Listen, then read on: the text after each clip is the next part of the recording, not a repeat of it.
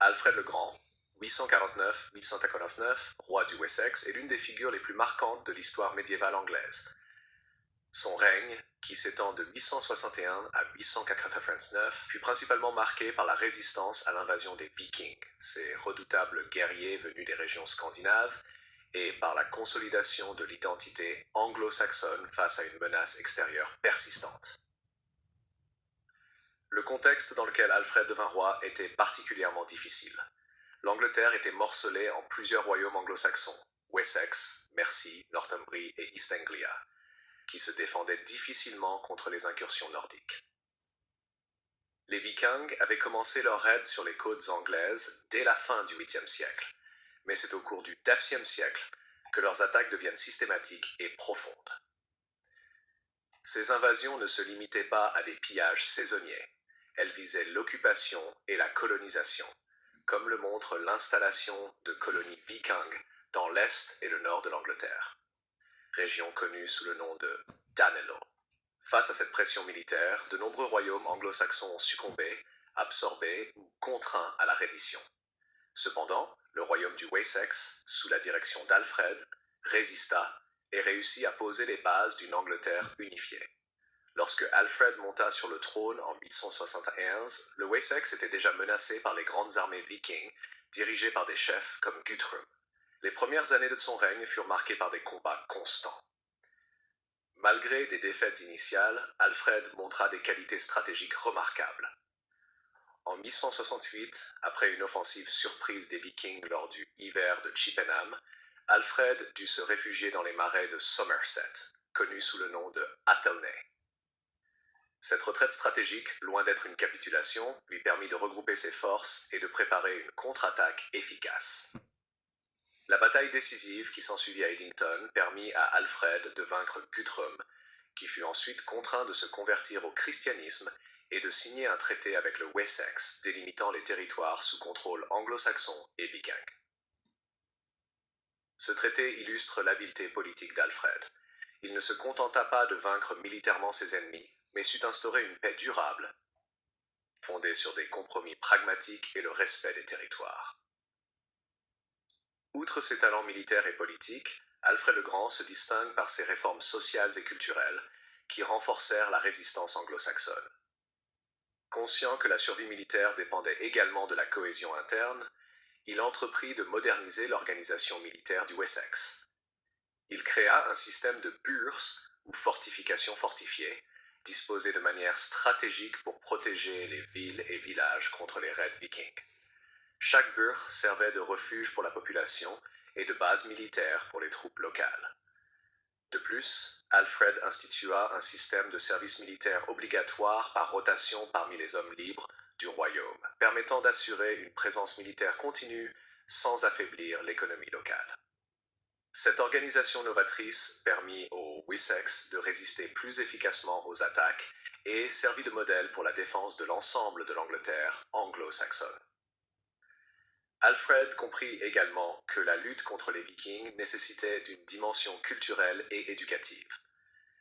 Il entreprit de promouvoir l'apprentissage et la connaissance au sein de son royaume, encourageant la traduction d'ouvrages latins en vieil anglais et soutenant l'enseignement de la lecture, de l'écriture et des sciences.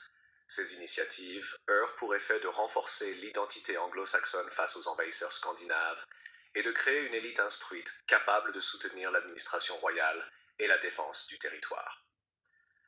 Les monastères et les écoles qu'il encouragea devinrent des centres de savoir et de résistance culturelle, assurant la continuité des traditions anglaises.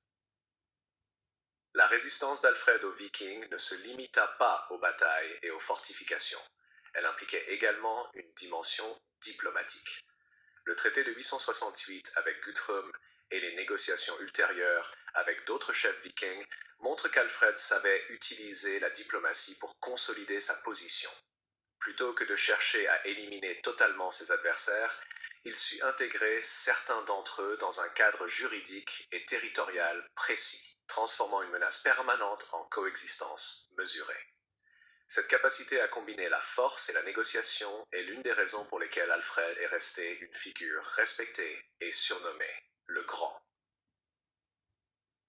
La résistance menée par Alfred le Grand a eu des conséquences durables pour l'Angleterre. Elle permit non seulement de protéger le Wessex, mais aussi de stabiliser les royaumes anglo-saxons voisins, créant les conditions pour l'émergence future d'une Angleterre unifiée au XVIIe siècle. La mémoire d'Alfred inspira ses successeurs, qui poursuivirent la lutte contre les Vikings et consolidèrent progressivement le royaume.